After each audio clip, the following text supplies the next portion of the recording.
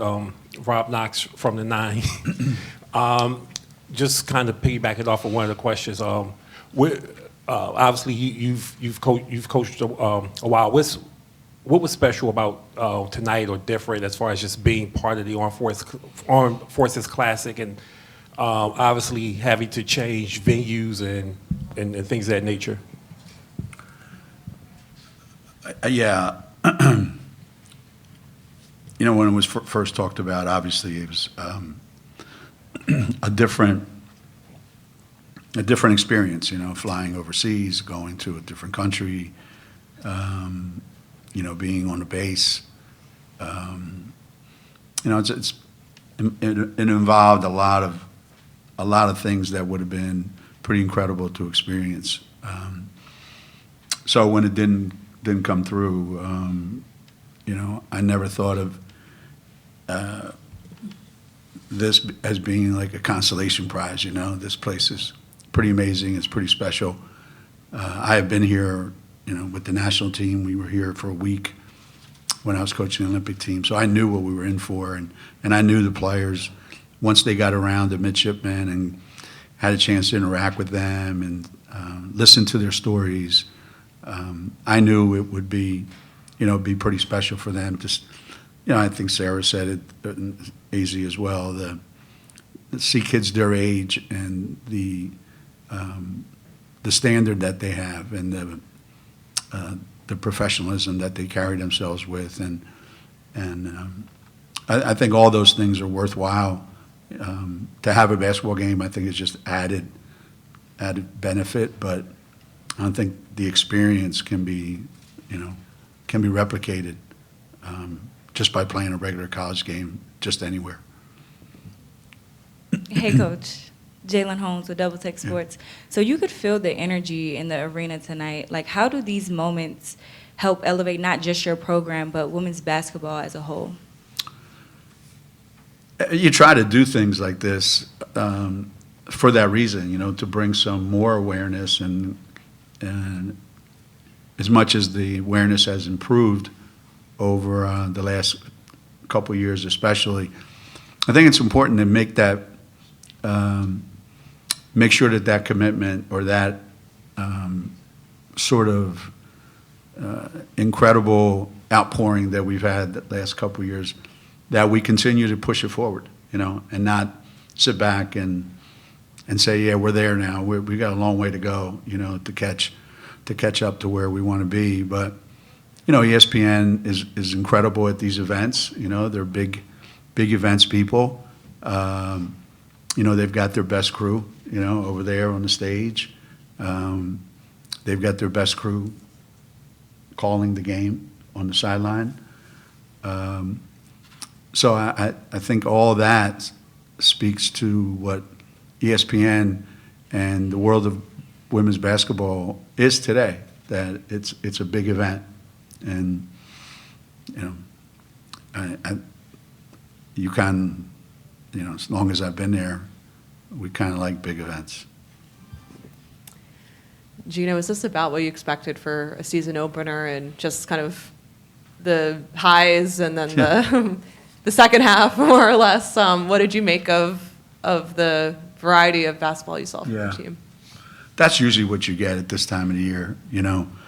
I told the team in the locker room, if you'd have said, hey, you're going to go down there and you play a pretty good Louisville team and you're going to be up 28, I would go, well, that's kind of stupid, because no one expects that. So then all of a sudden you're up 28, and is that as important as the way we got there? The way we got there was pretty cool. Not making any threes and still getting up 28. You would say it's not an easy thing to do. We didn't shoot free throws, and we didn't make threes, and we're up 28. So that's pretty significant for our part. To think that then all of a sudden Louisville was just going to let us win by 40, that's probably not realistic. So in the second half, not surprised at all by their run, not surprised at all by that we got sloppy, surprised that we missed so many open shots, because that's generally what we're pretty good at.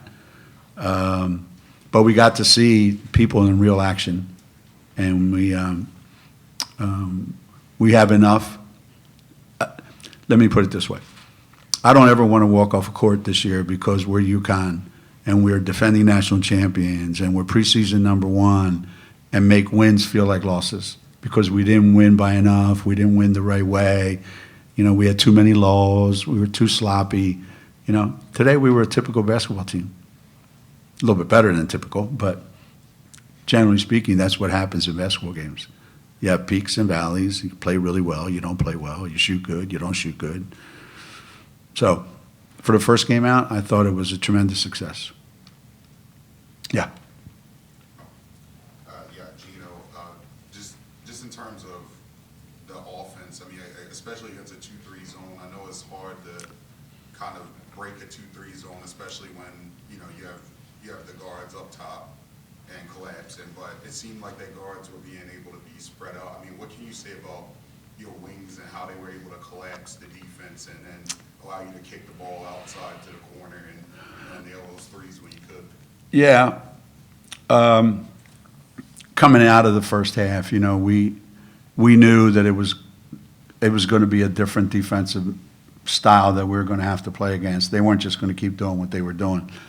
So the only thing we talked about was getting the ball into the middle of the zone, which we did, and then finding our shooters, which we did.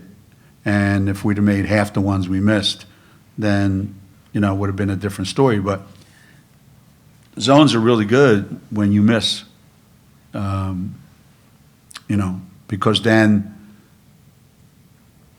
if you're not careful, you keep missing, and the zone stays a zone. You make 3 or 4 out of 10, the zone goes back to man-to-man. So I'm not surprised that we had to go against a different defense, and we'll take all those shots that we got any day of the week and feel good about it. I think we just got to do a better job of scoring in the lane, getting more dribble penetration against not just the zone, but we got a lot of dribble penetration and got to the rim a lot in transition. I don't know that we did as good a job of it in the half-court set. Hi, Geno. Kyle Goon from the Baltimore Banner. My colleague Kareem asked Sarah about, diversifying her game a little bit, but what does, her ability to move the ball up the floor, her ability to pass out and find her teammates for baskets, how does that change the team dynamic this year, and does it unlock something? Last year in the NCAA tournament, we ran a lot of our offense through Sarah. We made sure the ball got to the middle of the floor, and then we let her operate against the other team's big, and we thought that would be a huge mismatch, and it turned out that it was. I think we're gonna see teams try different things, against Sarah. So we tried different things, We tried to put her in spaces that we thought she had an advantage over the people that were guarding her. And I think when you have a player like Sarah that can rebound the ball like she rebounds it, and then start the break and bring the ball up the floor, I think that's a whole new dynamic that we've had some of those guys in the past, whether it was Stewie or Maya Moore, guys that could just be great rebounders and just bring the ball up the floor. So I really believe that adds a different dimension to our offense. And because she's such a gifted passer, there's a lot of opportunities when she has the ball in her hands. So we try to put the ball in her hands as often as possible. Geno, Tim Nolan, Navy Athletics. What is it about for you personally coming to the Naval Academy? What is so impactful, and what do you always draw from your visits here to Annapolis?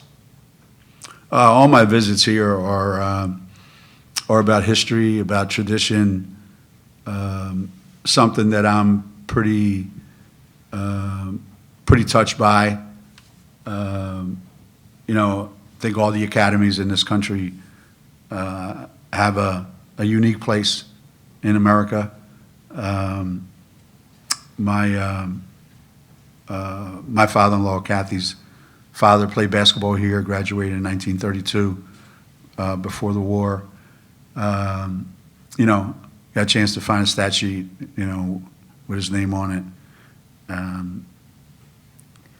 I enjoy asking questions of the midshipmen and finding out their story, where they're from, why they chose to come here, what their goal is going forward, and just incredibly amazed at their stories of where they were, where they're going, what they aspire to be. You know, it's the best that America has to offer, and it's a moment of you know, tremendous pride, I think, to be able to walk around the yard, as they call it, with them. I think I just really, really, really admire everything that they do here. Hey, Geno. One more on Sarah. What about the new Sarah allows you to kind of do more with Sarah, like you just kind of said, putting the ball in her hands, allow her to push it up? Does having kind of Sarah take more of those, I guess, center reps kind of allow you to do more with Sarah Strong? Yeah, you know, so much of the focus of what we were doing last year was Paige, and in reality,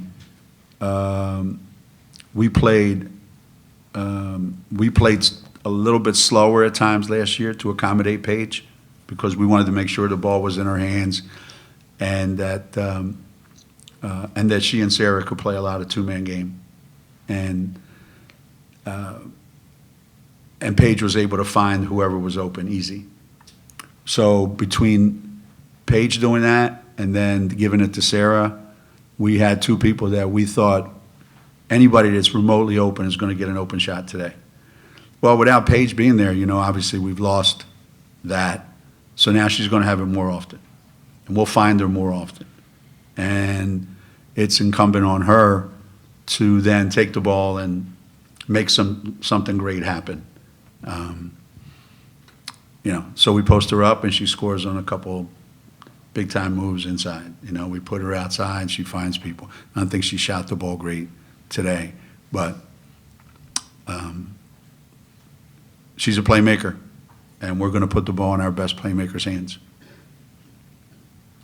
Coach David Osceola for the Capital Gazette here in Annapolis. You talked about the pride coming here and the great experience, so did your players. Is there a chance we could see UConn back in Annapolis to take on Navy in the future, just for the experience, if nothing else? I think that would be up to Tim, the coach here at Navy. I would think that would have to come from him, and if he wanted to, you know, we have to come down this way anyway to play Georgetown, so it'd be a pretty easy trip for us, and I would never pass up an opportunity to play here, to be here. Thanks, Coach. Jeff Walt's coming in next, so you all congratulations. Yeah, he's